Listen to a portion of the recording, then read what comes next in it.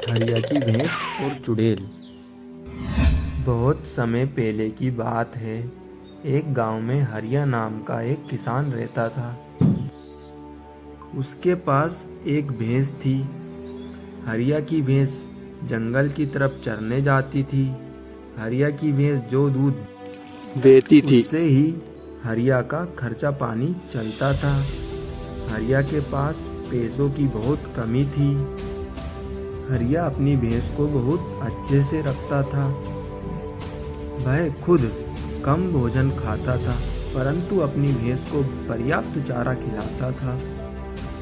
हरिया की भैंस एक दिन जंगल में चर रही थी तो उसने कुछ आवाज़ सुनी। उसने उधर देखा तो वह आश्चर्यचकित रह गई।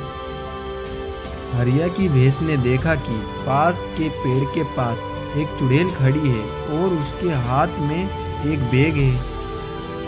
हरिया की भैंस डरते डरते चुड़ैल की ओर बढ़ती है और हिम्मत करके चुड़ैल से कहती है, चुड़ैल जी, आप इस जंगल में क्या कर रही हो और आपके इस बैग में क्या है?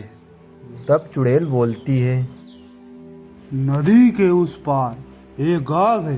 गांव में हीरामल नाम का एक सेठ रहता है। सेठ गरीबों पर अत्याचार करता है और उनसे पैसे वसूल करता है। गांव वाले बहुत परेशान हैं। मैं उनकी परेशानी को देखते हुए सेठ हीरामल की तिजोरी में से हर बार एक बैग जो पैसों से भरा है लाकर गरीबों के घर में रख आती हूँ।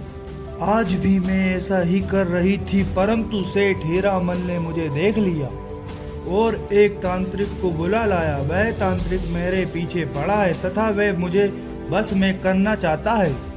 चुड़ैल की यह बात सुनकर भैंस ने सोचा कि कितनी दयालु चुड़ैल है जो गरीबों की मदद करती है।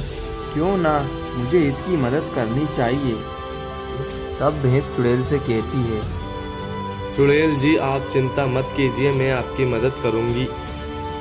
तभी कुछ देर बाद सेठ हीरामल और तांत्रिक वहां आ जाते हैं तथा चुड़ैल को बस में करने के लिए प्रयास करते हैं। अभी हरिया की भैंस पीछे से आकर सेठ और तांत्रिक को सींग से उठाकर फेंक देती है। इससे सेठ और तांत्रिक बुरी तरह घायल हो जाते हैं तथा उस जंगल से भाग जाते हैं। धन्यवाद भैंस जी, आपने मुझे तांत्रिक से बचाया। मैं तुम्हारा आभार जिंदगी भर नहीं भूलूंगी। उसके बाद चुड़ैल पैसों से भरा बैग हरिया की भैंस को दे देती है। कहानी से सीख, हमको हमेशा सबकी मदद करनी चाहिए। मोर वीडियो के लिए लाइक, शेयर एंड सब्सक्राइब जरूर करें।